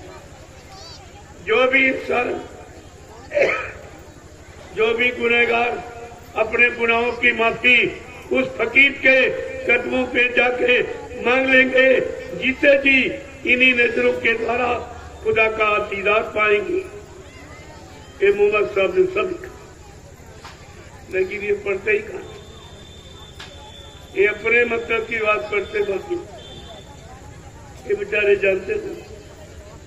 14वीं हिजरी के बड़े साफ शब्दों में हुजूर पैगंबर साहब लिख के चले, लेकिन आप उसको न पढ़ते हो, न समझते हो, न अपने पर लागू करते हो। कभी आप लाभ से भी वंचित हो। आगे क्या कह रहे हैं, कितने बड़े साफ शब्दों में कहा कि जब जब आए उनको कोई पहचान नहीं पाए। आए हैं लेके पैगाम एक खुदा का, ये इन फकीरों को कोई पहचाना नहीं। दे रहे हैं नसीहत ये हकीकत किए, और जिसको मुर्शिद बिना कोई माना नहीं।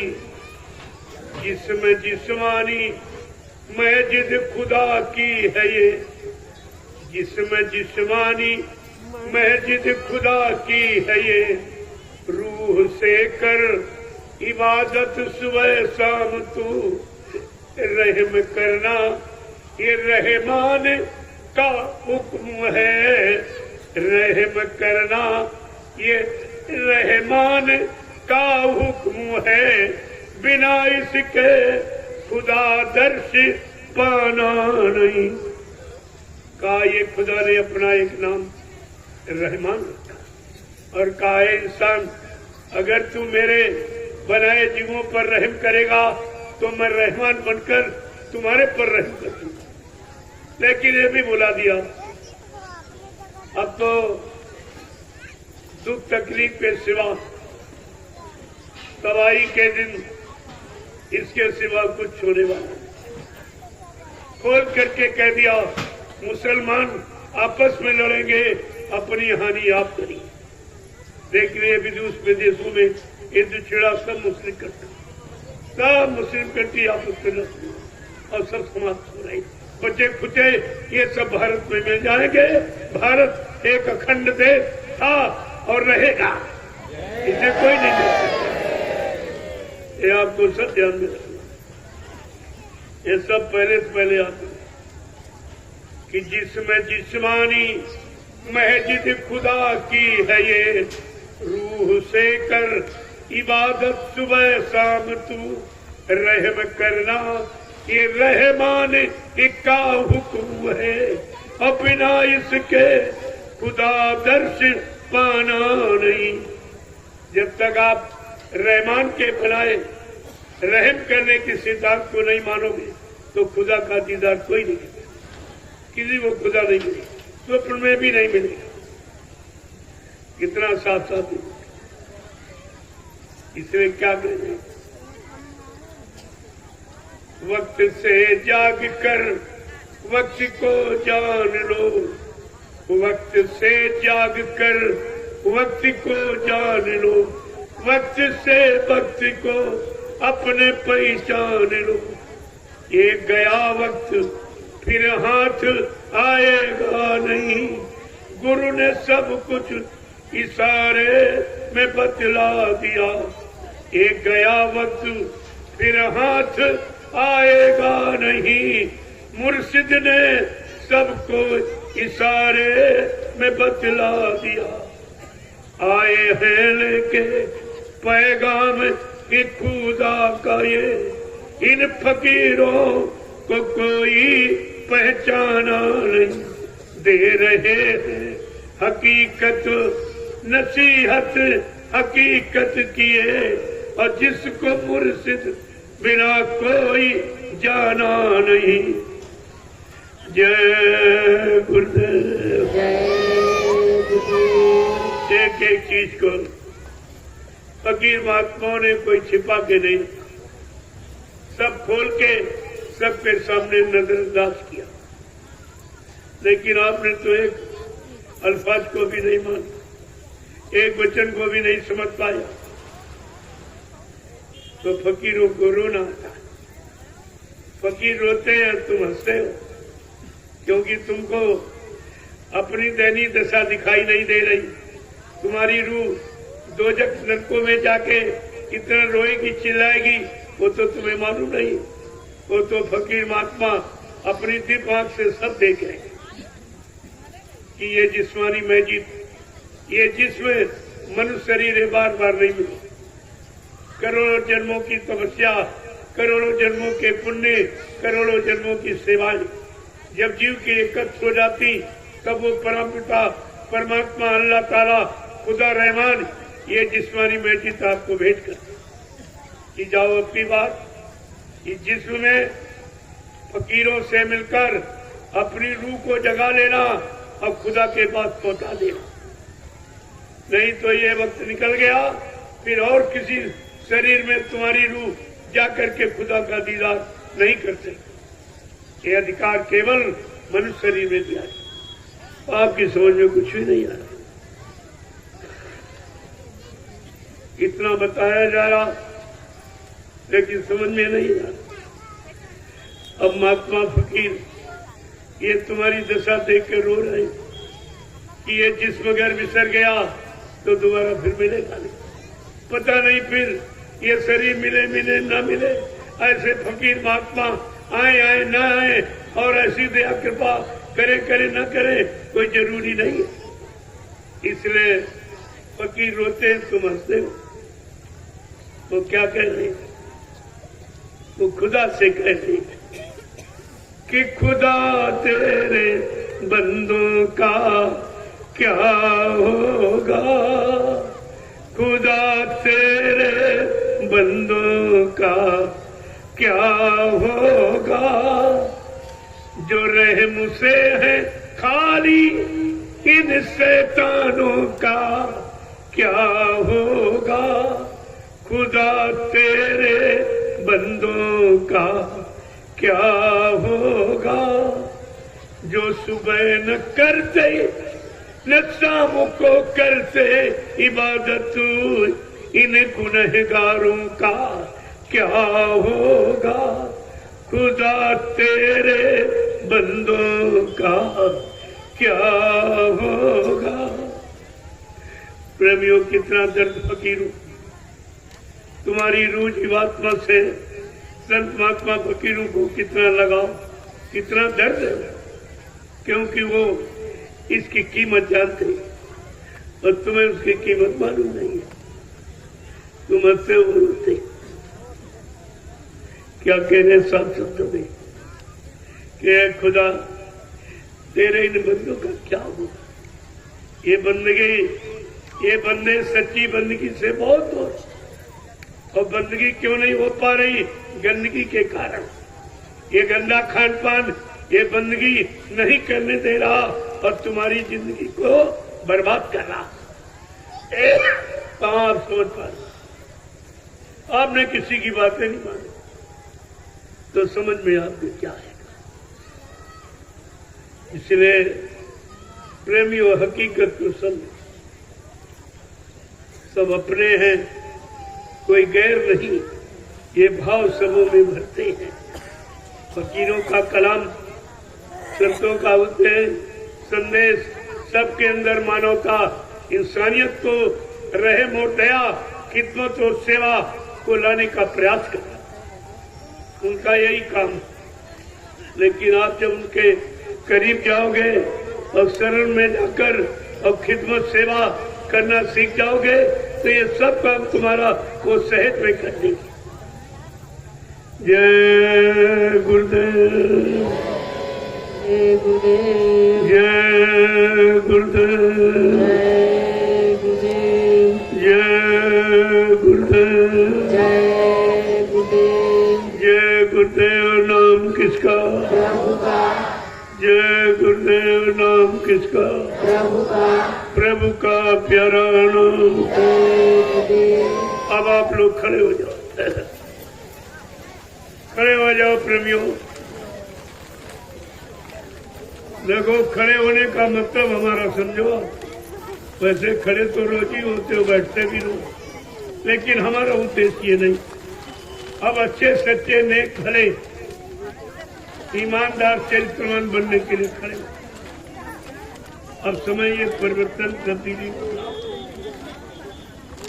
ये वक्त बदलने वाला, अब कुछ होने वाला है, वक्त बदलने वाला है।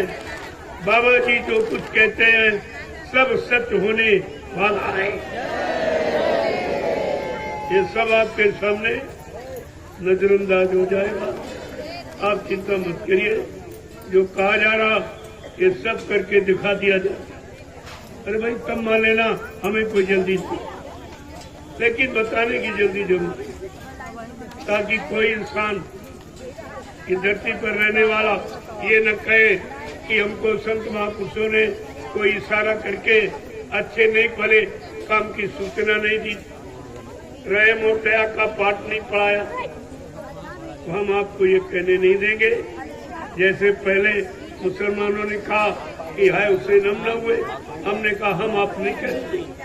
आप मौजूद हो, आपकी मौजूदगी में मैं ये 11 वर्ष लगभग पूरे होने जाने, ये मैं पूरा संदेश दे रहा हूँ। पूरे हिंदुस्तान में घूम घूम कर हिंदू, मुसलमान, सिख, ईसाई ब्राह्मण क्षत्रिय भाई सज्जन, छोटा बड़ा गरीब अमीर, पढ़ा लिखा अनपढ़ और स्त्री पुरुष सबको संदेश दिया है। मेरे पास कोई मतभेद नहीं, न कोई जाति भेदभाव है, न कोई छोटे बड़े गई, न कोई छुआछूत। सच्ची छुआछूत है मुर्दा, सच्ची छुआ। मुर्दे को छूकर सब लोग स्नान करते, ये सबसे गंदा। जब मुर्दा छू लेते तो स्नान करते हो, और मुर्दा मांस जब मनुष्य शरीर में रखोगे तब क्या हो? तो उसकी सफाई शुद्धता कहां से? अरे खुद तो विचार करो। मैंने अभी केवल इशारे में कहा, समय आएगा तो सब कुछ, लेकिन आप उसको सुनने और समझने, हजम करने के लायक तो बनो, तब उसका लाभ मिलेगा। ये सुनने सुनाने का लाभ कोई नहीं, वो करने कराने का लाभ। जय गुरुदेव, जय गुरुदेव, जय गुरुदेव, जय गुरुदेव, जय गुरुदेव, जय गुरुदेव। जय गुरुदेव नाम किसका? प्रभु का, जय गुरुदेव नाम किसका? प्रभु का, प्रभु का प्यारा नाम। जय गुरुदेव, जोर से बोलो, जय गुरुदेव, मिल बोलो, जय गुरुदेव, बोलना होगा, जय गुरुदेव, अभी से बोलो, जय गुरुदेव, कि दर्द हरेंगे, जय गुरुदेव, सब कष्ट मिटेंगे, जय गुरुदेव, शांति भी देंगे, जय गुरुदेव, सबके दाता, जय गुरुदेव, सबके मालिक। जय गुरुदेव, प्रेम से बोले, ये नाम नहीं इंसान का, नाम है प्रभु का, ये काम नहीं इंसान का। ये काम है प्रभु का। इस बात को ध्यान दें। सतयुग कौन लाएंगे? विश्व में शांति कौन लाएंगे? जय गुरुदेव, जन जन में प्रेम कौन लाएंगे? जय गुरुदेव, ये 3 वादे गांठ बांध लो। ये काम कोई इंसान नहीं कर सकता। अब ये फकीरों संतों का काम है। कोई है संत राज भारत मां, अब बताए बच्ची है ना बाबा जय गुरुदेव की वाणी, तब दिखाई पड़ी है। हाँ, तब दिखाई पड़ी। अब आप लाइन से खड़े हो जाओ। देखो आज इस कार्यक्रम को पूर्ण विराम दिया। वैसे 3 ही दिन का था, चौथा दिन मैंने कन्या पूजन के लिए आसपास के गांव में रहने वाले, चाहे किसी कौम जाति का, हिंदू मुसलमान कोई, मैंने सबके पास निमंत्रण दिया। मेरे पास कोई भेदभाव नहीं।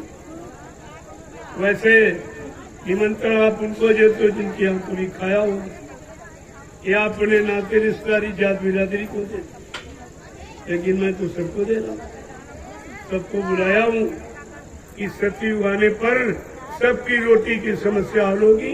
कोई जात पात नहीं पूछी जाए, सबको, सारे भूखे लोगों को रोटी और सबकी बेटियों की इज्जत आप ये सुरक्षित रखी जाए। ये 2 बिंदु ये मानो जीवन के मुख्य बिंदु हैं। जीवन के लिए रोटी और इज्जत के लिए बेटी। अब केवल 2 ही काम करने थे, और 70 साल की आजादी में एक भी काम नहीं हुआ, न रोजी रोटी और न बेटी की सुरक्षा। फिर हुआ क्या? अरे आपको सोचना चाहिए फिर हुआ क्या और क्या किया गया, और समय चला गया। 70 साल का समय, कलयुग में एक जीवन, एक जिंदगी इन्होंने तुम्हारी धोखे में निकाल दी। अब आगे क्या होने वाला? जब 70 साल में नहीं कर पाए, नहीं दे पाए, नई व्यवस्था सुकून शांति के बना पाए, तो आगे इनके बस का है क्या? ये तो जय गुरुदेव।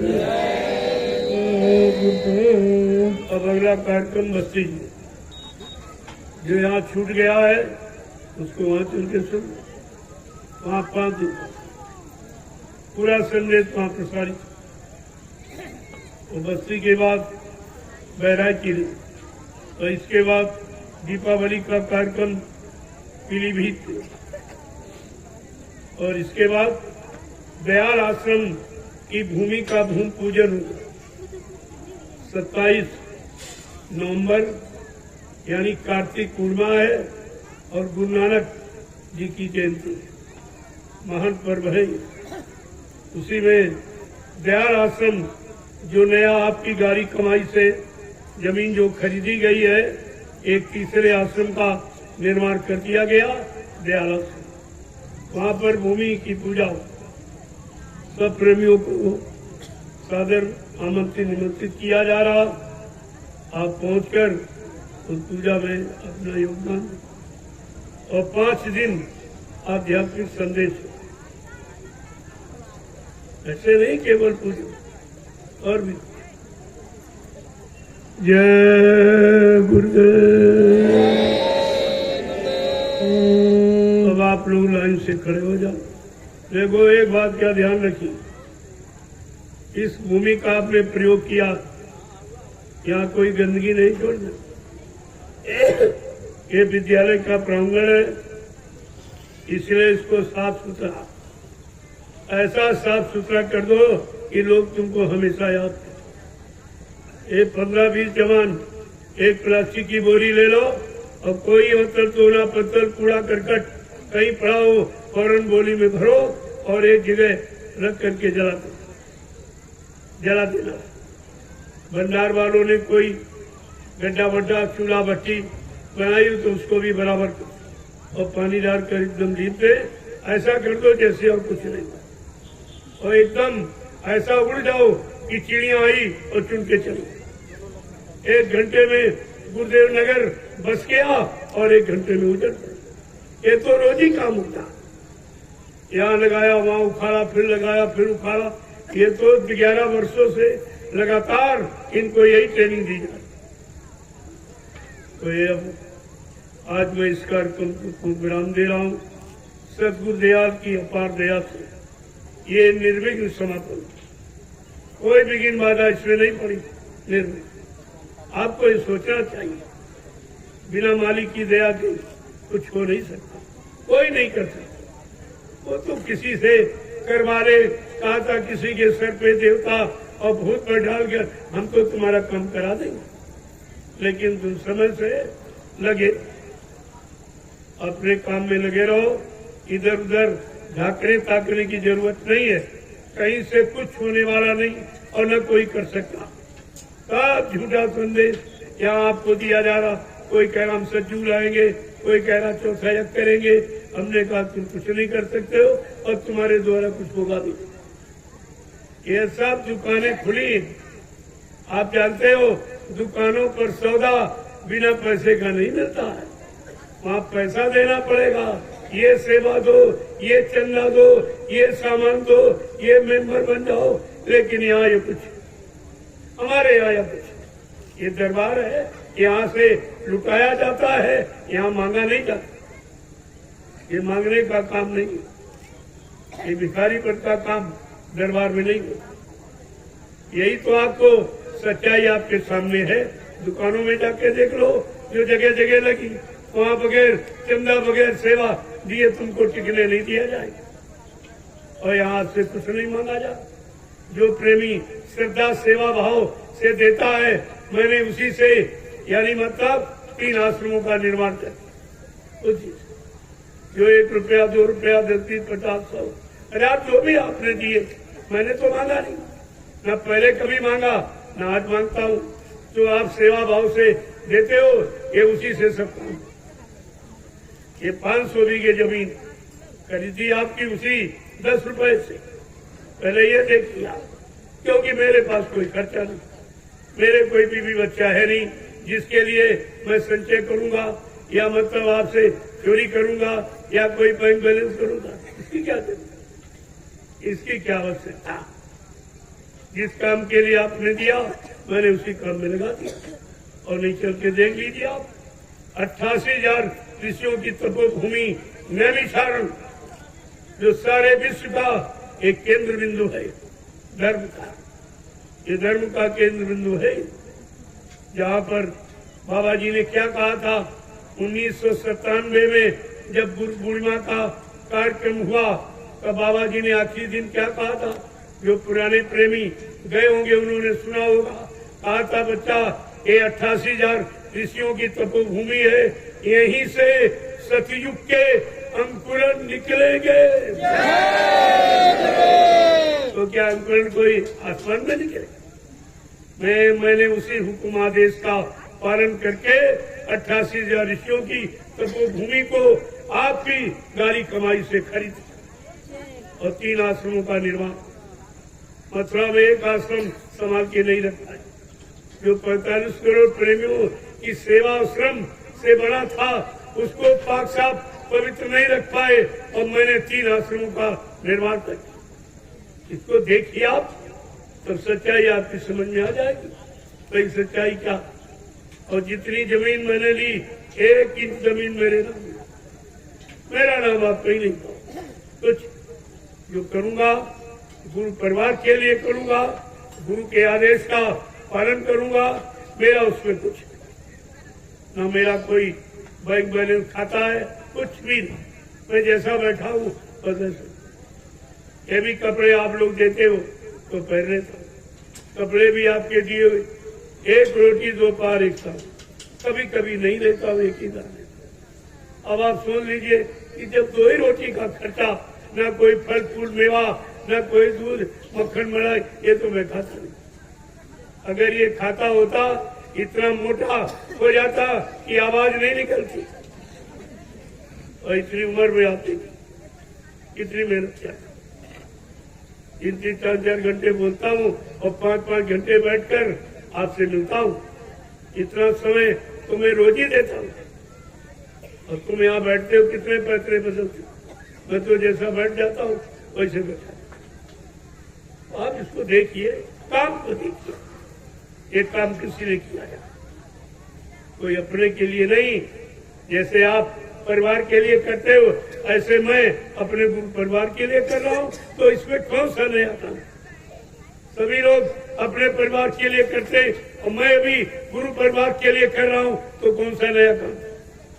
उसकी जरूरत है। जब परिवार बड़ा हो जाता है तो एक मकान में गुजारा नहीं होता, दूसरा मकान, तीसरा मकान, चौथा, वो तो परिवार की संख्या के अनुसार, लेकिन व्यवस्था एक ही हुई। गिनती में वो कितने भी मकान बन जाए, लेकिन कहा जाएगा एक ही।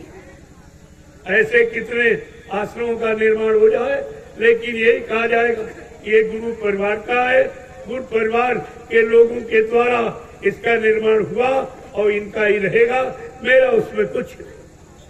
ये सीधी बात सुनो। जय गुरुदेव। तो इस मैदान को पाक साफ, ताकि लोग तुम्हें याद करें।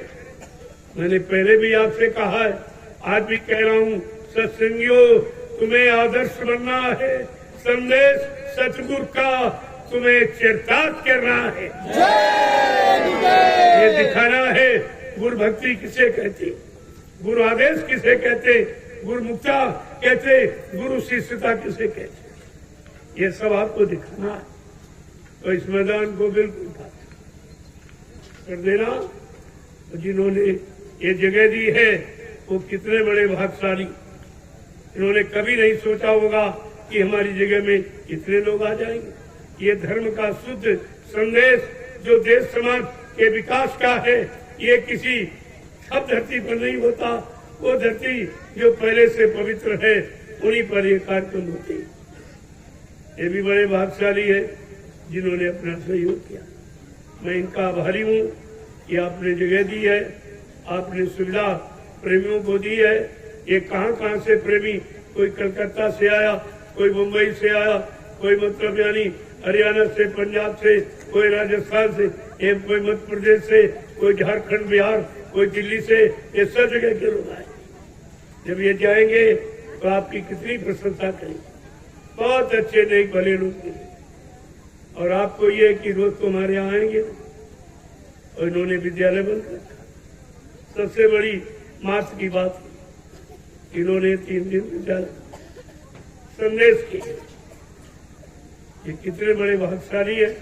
इनके पूर्वजों की कोई शुद्ध कमाई है, कुछ पुण्य कर्म इन्होंने किया जो आज उनकी भूमि पर इतना बड़ा जनसैलाब इकट्ठा हो गया। इसको देखिए। जय गुरुदेव। देखो प्रेमियों, ये कार्यक्रम सब, ये विजयादशमी राष्ट्रीय पर्व है, ये सबका है और सबको समझना चाहिए। और खास करके आजमगढ़ जिले और आसपास जिलों को ये जानना चाहिए कि हमारा कार्यक्रम, और हम सबको अपनी गाड़ी कमाई कुछ न कुछ जरूर खर्च करना चाहिए ऐसे काम में, ताकि आपके परिवार में बरकत बनी रहे। आप परेशान क्यों? क्योंकि आप निकालते हैं। आपने जो नामदान लिया है वो दशांश गुरु का है, आपकी कमाई। ये आप पर कर्जा है गुरु का, ये नामदान का कर्जा। अगर दशमांश आप निकालते रहिए, मैं गारंटी के साथ कहता, तुम्हारे घर में कोई बीमारी नहीं, कोई आकस्मिक दुर्घटना नहीं, किसी तरह कोई अव्यवस्था नहीं। अगर नहीं निकालोगे तो वो तो खर्च हो जाए, कोई बीमारी आ जाएगी, सब सिमट जाएगी। तो डॉक्टर के यहाँ न जाए, परमार्थ में लग जाए, ये बुद्धिमानी की वो बुद्धिमानी। ये कार्यालय बना हुआ, उसमें आप जरूर कुछ न कुछ दे दें, जो तुम्हारी इच्छा हो, श्रद्धा हो, आप दे देना, ताकि ये कार्यक्रम का लाभ सबको मिल जाए, कोई गरीब अमीर बाकी न रहे। अरे भाई 10-20-50 रुपए आजकल पान बीड़ी तंबाकू में लोग फूंक देते, और मैं 50 रुपए में आपका परमार्थ बना रहा हूँ। जितने लोग हो, अरे भाई तो थोड़ा थोड़ा उधर कार्यालय में डाल दो, ये कार्यक्रम हो जाएगा, किसी एक पर बोझा नहीं पड़ेगा, और इस कार्यक्रम का सबको लाभ, सबको, क्योंकि ये व्यवस्था आपके लिए, ये छाया की और मतलब लाइट की और ये साउंड की और ये मंच की सब व्यवस्था आपके लिए। और भंडारे आपको आज 5-6 रोज से भोजन करा रहे, लेकिन कोई पैसा नहीं मांग रहा, किसी चीज का पैसा नहीं मांगा जा रहा। ये तो मैं आपसे कह रहा हूँ कि भाई आपको भी कुछ न कुछ सहयोग करना चाहिए। ऐसे अच्छे नेक भले काम में जो सहयोग करोगे तो कभी कमी नहीं पड़ेगी। देखो मैं बरकत देता हूँ, एक आपने हमारे पुलिस कर्मचारी अधिकारी आए, मैंने सबको बरकत दिया, ऐसा नहीं। आज कन्याओं को बरकत दिया है, ऐसा नहीं है कि आपसे कुछ दिया मांगा जाना, ये देता हूँ। ये कन्याओं का चरित्र सुरक्षित, उसके लिए महाप्रसाद दिया, इनके चरित्र की, इनके सतीत्व की रक्षा हो। आगे ये बेटियां माँ बनेगी, इनसे ध्रुव प्रहलाद जन्म लेंगे तो धर्म की स्थापना हो जाएगी। इनसे सूरवीर, सच्चे, ईमानदार, चरित्रवान बच्चे पैदा होंगे जो देश समाज के काम आएंगे। ये छोटा मोटा कदम नहीं है, लेकिन अभी इसकी तरफ किसी का ध्यान नहीं, न कोई राजनीति नेता और न कोई महात्मा, इधर किसी का ध्यान नहीं। देखा आपने कितने गांव को निमंत्रण दिया। लोग बड़ा आश्चर्य करते हैं कि महात्मा तो निमंत्रण खाने का शौकीन होता है, ये महात्मा कैसा आया कि सबको निमंत्रण दे रहा। हमने कहा मैं कोई महात्मा नहीं हूँ, मैं तो बहुत एक छोटा सा व्यक्ति हूँ और सेवा के लिए निकला हूँ, और आपसे भी सेवा करने की प्रार्थना करता हूँ। मैं कोई आत्मा न कभी बना और न कभी बनूंगा। ये बनने बनाने की चीज नहीं, ये तो काम की जो आदेश हुकुम मिला है वो मैं काम बराबर 11 वर्षों से लगातार। तमाम लोग जुड़े, हट गए, भाग गए, चले गए, लेकिन हमने कहा नहीं भाई, मैंने जो शुरू किया है, जैसा शुरू किया था आज वैसा ही, मेरे में कोई तब्दीली बताओ, कोई स्वार्थ, लोभ, लालच और मान प्रतिष्ठा, अधिकार की बात आप नहीं पाओ। मैं ये काम करने नहीं, इस बात को हमेशा ध्यान में रखिए। जय गुरुदेव। अब आप लोग लाइन से खड़े हो जाओ, चलते चलाते मैं आपका एक बार फिर से दर्शन कर लूं और आपको प्रणाम कर लूं। आपने समय दिया, घर गृहस्थी परिवार बाल बच्चों को छोड़ इतना बड़ा त्याग कलयुग में बहुत बड़ा। और आप यहाँ आए हो, खेती दुकान दफ्तर बिजली व्यापार मजदूरी बोलते, ये त्याग नहीं, तपस्या नहीं तो क्या? ये कलयुग में बहुत बड़ी समस्या। इसलिए ऐसे तपस्वी का मैं दर्शन करना चाहता हूँ, इनको प्रणाम करना चाहता हूँ और इनको ये लाची दाना रात ये महाप्रसाद इसे ले जाओ, इसमें मिला के रखना। कोई आपत्ति मुसीबत आ जाए, जिनकी आपने पूजा की पहले उनको याद, मेरे यहाँ कोई निंदा आलोचना बुराई किसी, जब तुम्हारा काम कोई न करे, सब इनकार कर दे, तब आप जय गुरुदेव नाम से काम ले लें और इससे काम लेने में आपका कोई खर्चा नहीं, ये काम करेगा। बस सिर्फ एक बात का ध्यान रखिए, आप लोग शाकाहारी, बस एक ही हम आपसे मांग करेंगे कि आप शाकाहारी हो जाओ और ये तुम्हारा सब काम ये प्रभु का नाम है, कोई आदमी इंसान का नाम नहीं, कोई आटी पार्टी का, ये स्वार्थ लोलुपता पदलोलुपता का काम इसमें नहीं है। पहले समझो बात, ये प्रभु का नाम और प्रभु सबका सर्वर जीवन आ रहा है और सबका रखवाला है। उसी प्रभु की तो बात की जा रही और उसी प्रभु के नाम का ये झंडा गाड़ दिया, आप इसकी परिक्रमा करिए। अरे दो लोग और भी जय गुरुदेव नाम का झंडा लिए थे, मैंने उनसे कहा तुम कह रहे हो बाबा जी चले गए, अगर तुम्हारी बात ये सत्य है तो झंडा गाड़ कर एक प्रेत आत्मा को उतार दीजिए या एक बीमारी कम कर दीजिए, मैं आपकी बात मान लूंगा। नहीं पछता की आंसू गिरा के और रो के आपको एक झंडे के नीचे एक दिन आना ही पड़ेगा। ये कोई मेरा झंडा, कोई मेरे मान सम्मान का चिन्ह निशान नहीं, ये प्रभु का। बात को समझिए आप, तब तक आप लोग परिक्रमा कर लो, तब तक लोग दर्शन उनका दर्शन करें, तब तक आप परिक्रमा करें, अच्छा रहेगा। और ये प्रसाद जरूर ले, ये इलायची दाना तो खरीदा गया, इसमें दुआ दया शामिल की। कैसे हिंदुस्तान में कोई प्रसाद नहीं बना सकता, ये काम किसी को अच्छा नहीं।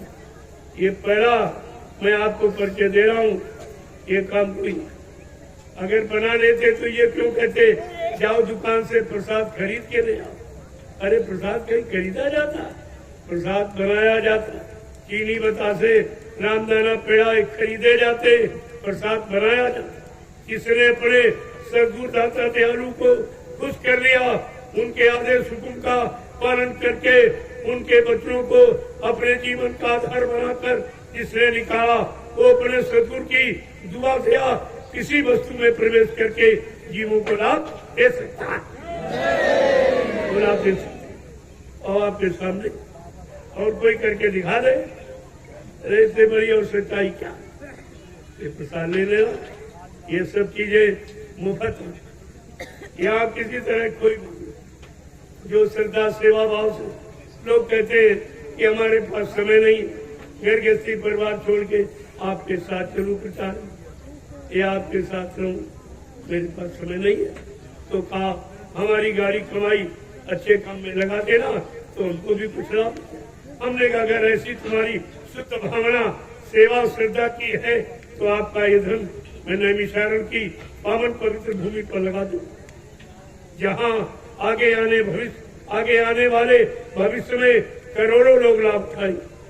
वो भूमि सबको बुला लेगी, वो 88,000 ऋषियों की तपोभूमि। इतनी संख्या में ऋषि मुनि पूरे विश्व में किसी स्थान पर तपस्या नहीं की, इसीलिए रामचरितमानस में उसकी प्रशंसा तीर्थवर नैमिष विख्याता अति पुनीत साधक सुख जाता। ये तीर्थों का महातीर्थ नैमिषारण्य जो पावन पवित्र है और उसका लाभ किसको मिलेगा? साधन सुख दाता, साधकों को सुख प्रदान करने वाली। जब किसी संत के साधक उस भूमि पर जाएंगे, नाम की साधना करेंगे तो 88,000 ऋषियों की तब वो भूमि का लाभ उनको मिलेगा। ये पंडा पुजारियों के लिए नहीं लिखा और न किसी को मिला। वहाँ तमाम शहर बच गए, गांव बच गए, लेकिन इस लाभ से बहुत बचे, ये पता ही नहीं किसी।